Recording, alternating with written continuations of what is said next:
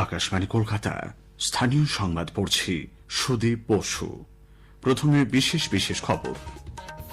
রাজ্য সরকার স্বাস্থ্য সাথী কার্ডে চুরি ঠেকাতে কৃত্রিম বুদ্ধিমত্তা বা এআই প্রযুক্তি কাজে লাগাবে। আরও 3টি নতুন বেসরকারি বিশ্ববিদ্যালয়ের অনুমোদন দিচ্ছে রাজ্য সরকার। জাতীয় ও আন্তর্জাতিক স্তরে পদকজয়ী ক্রীড়াবিদদের রাজ্য সরকার চাকরি দেবে। পানীয় জলের অপচয় ও অপব্যবহার রুখতে কড়া ব্যবস্থা নিচ্ছে জনস্বাস্থ্য কারিগরি দপ্তর। রাজ্যে পুলিশের শীর্ষস্তরে রদবদল হয়েছে। আজ সূচনা হয়েছে 30তম কলকাতা আন্তর্জাতিক চলচ্চিত্র উৎসবের। আসছি বিস্তারিত সংবাদে।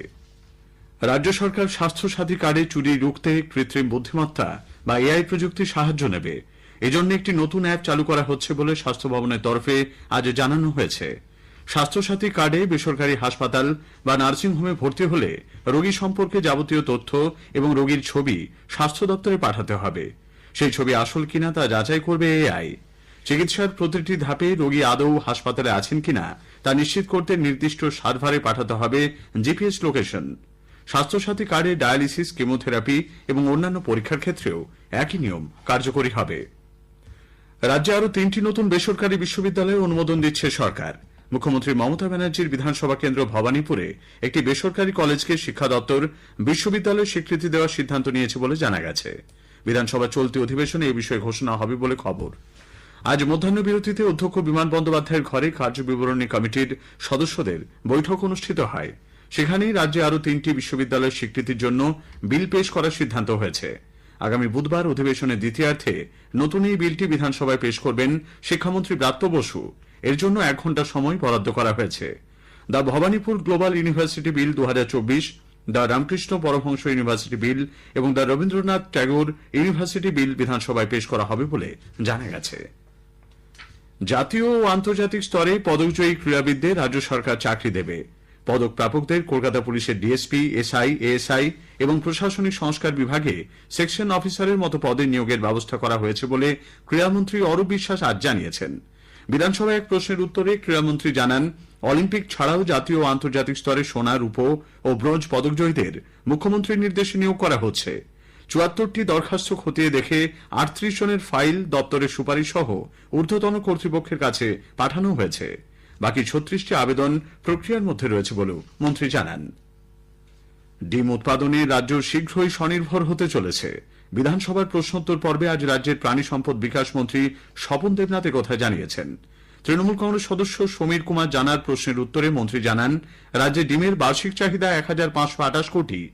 ডিম উৎপাদনে স্বনির্ভর হতে রাজ্য সরকার কি ব্যবস্থা গ্রহণ করেছে সেই বিস্তারিত তথ্য দিয়ে মন্ত্রী জানান, ডিম উৎপাদন বাড়াতে রাজ্যে মোট 114টি বেসরকারি খামার গড়ে উঠেছে।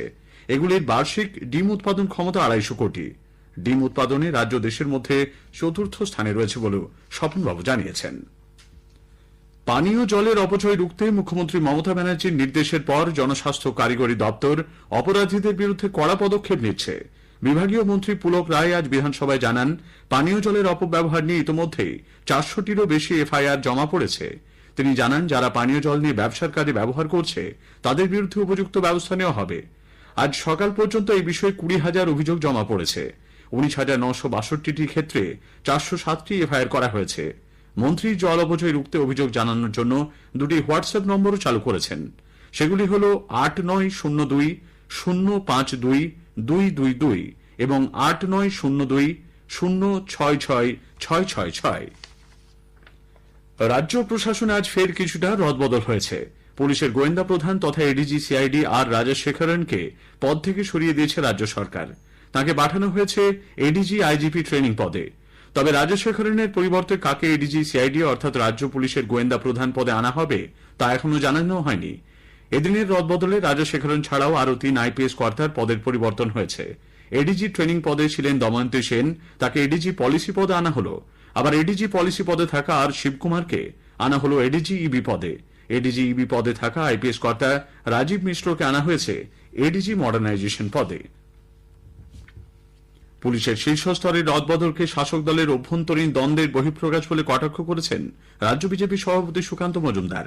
এক্স হ্যান্ডেলে সুকান্তবাবু লিখেছেন, শাসক দল তৃণমূল কংগ্রেসের ক্ষমতা কেন্দ্র স্থানান্তরিত হয়েছে তা স্পষ্ট।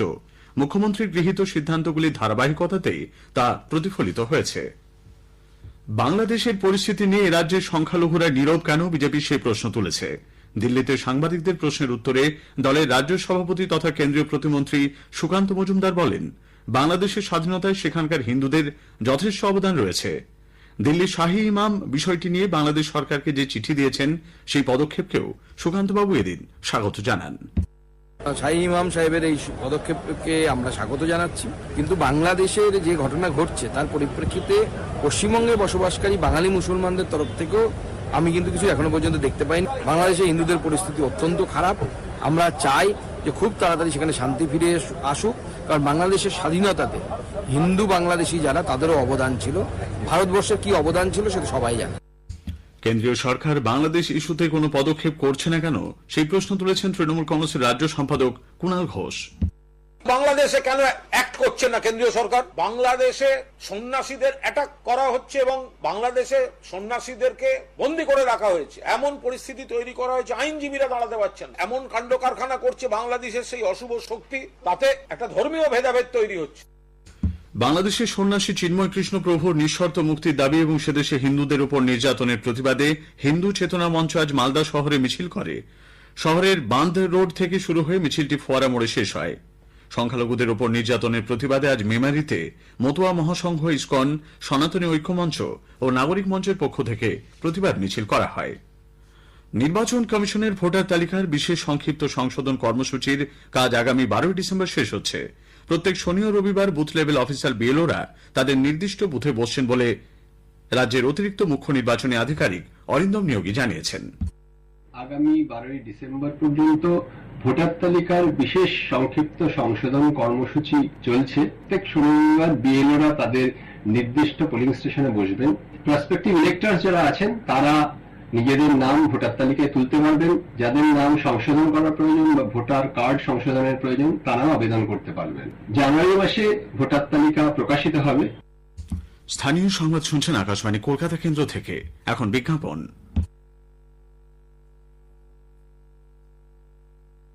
এর আয়নিত জিঙ্ক পাতাকে রাখে সবুজ। প্রথম 5 সপ্তাহ এন্ট্রাকল 2 বার প্রয়োগ করুন, কেননা স্বাস্থ্যকর পাতায় ভালো ফলনের হাতিয়ার।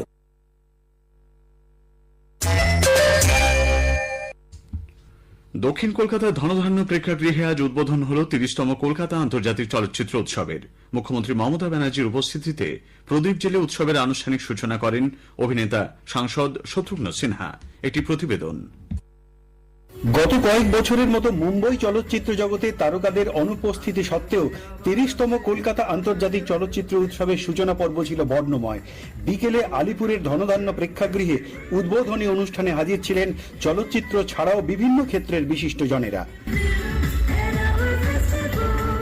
অনুষ্ঠানে মুখ্যমন্ত্রী মমতা ব্যানার্জি বলেন, বিশ্বের দরবারে বাংলাকে পৌঁছে দিতে এই চলচ্চিত্র উৎসব বরাবর একটি বড় মাধ্যম হিসেবে কাজ করেছে। সিনেমার কোনো বাউন্ডারি নেই। ইতিহাসটা আলাদা হতে পারে, জিওগ্রাফিটা আলাদা হতে পারে, রংটা গায়ের আলাদা হতে পারে। এই পৃথিবী একটাই দেশ। উৎসবের আনুষ্ঠানিক ঘোষণা করে অভিনেতা সাংসদ শত্রুঘ্ন সিনহা বাংলার সাংস্কৃতিক ঐতিহ্যের কথা তুলে ধরেন। सत्यजीत रे the icon, the cult figure. जिंदगी में इच्छा थी, एक ख्वाहिश अधूरी रह गई और रह जाएगी कि मैं मानिक दा के साथ, सत्यजीत रे के साथ काम करूं। এবারের উৎসবের মুখ্য অতিথি আর্জেন্টিনার বিশিষ্ট চলচ্চিত্র ব্যক্তিত্ব পাবলো জাস্টিনো সিজার অনুষ্ঠানে রবীন্দ্রনাথ ও ভিক্টোরিয়া ওকাম্পোর প্রসঙ্গ উত্থাপন করেন। এবারের ফোকাস কান্ট্রি ফ্রান্স, সে দেশের 20টি কাহিনী চিত্র প্রদর্শিত হবে। উৎসবের চেয়ারম্যান চিত্র পরিচালক গৌতম ঘোষ সিনেমা দেখার পাশাপাশি আলোচনা, বক্তৃতা ও সেমিনারে অংশগ্রহণ করার আহ্বান জানান সকলকে।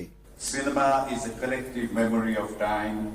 In the coming days, we will witness this memory through feature films, short films and documentaries from various corners of the world. Ratna রায়ের সঙ্গে অভিজিৎ চক্রবর্তী, আকাশবাণী সংবাদ, কলকাতা। সান্দাকফুতে বেড়াতে গিয়ে দক্ষিণ দমদমের এক বাসিন্দার মৃত্যু হয়েছে। জানা গেছে, গত শনিবার কবি মুকুন্দ দাস রোডের বাসিন্দা বছর 28-এর অঙ্কিতা দাস অফিসের কয়েকজনের সঙ্গে সান্দাকফু বেড়াতে যান। গতকাল টুংলিং থেকে নেমে আসার পর আজ ভোরে তিনি অসুস্থ হয়ে পড়েন। হাসপাতালে নিয়ে যাওয়া হলে চিকিৎসকরা তাকে মৃত ঘোষণা করেন।